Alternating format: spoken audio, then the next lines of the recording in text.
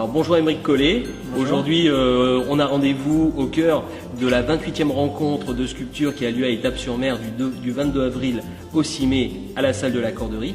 On se trouve ici en fait dans le hall d'accueil de la salle de la Corderie où sont exposées les œuvres des jeunes scolaires et structures jeunesse de la commune. Et est-ce que tu peux nous expliquer un petit peu le travail qui vous a mené à réaliser en fait toutes ces œuvres? Déjà la première mission, ça a été de rencontrer tous les acteurs jeunesse qui voulaient collaborer sur un projet. Donc au départ, l'idée c'est de rencontrer les jeunes, aussi les enseignants, et de voir comment ensemble on pouvait justement aborder la sculpture et trouver une technique qui permettait justement qu'elle soit accessible à toute tranche d'âge. Ok, donc aujourd'hui, c'est le résultat en fait de ce travail. Ce qui vous a amené en fait finalement à exposer ici dans le hall de la Corderie? On y retrouve quoi exactement dans ce hall? En fait, l'idée, quand on a fait ces différentes sculptures, c'était de mettre en valeur toutes ces créatures et de créer des petites scènes dans le hall. Donc l'idée, c'était vraiment de faire comme si toutes ces sculptures, ces petites créatures débarquaient justement dans ce hall pour lui donner à la fois de la couleur, mais aussi raconter un peu l'aventure.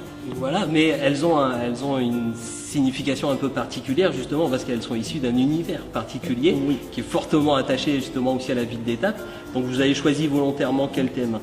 Alors en fait, on a travaillé sur les animaux marins, mais aussi le côté hybride de l'animal marin.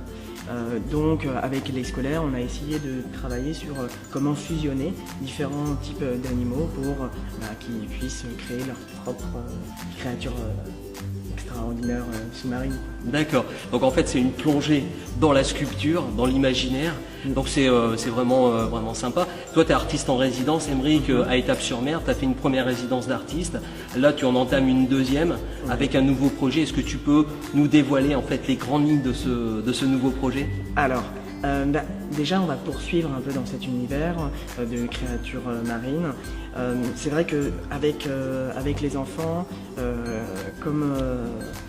dans un premier temps, comme on est passé par le dessin, j'ai récupéré énormément de dessins. Et c'est vrai que cette collecte m'a permis de définir comme une méga structure. Donc une grosse sculpture qui pourrait justement venir accueillir toutes ces petites créatures. En fait, un nouveau lieu d'exposition pour le travail de la jeunesse étapoise, les futurs artistes de demain. Et l'idée, ce serait que ça soit peut-être mobile, donc ça puisse peut-être déambuler au niveau de la créature.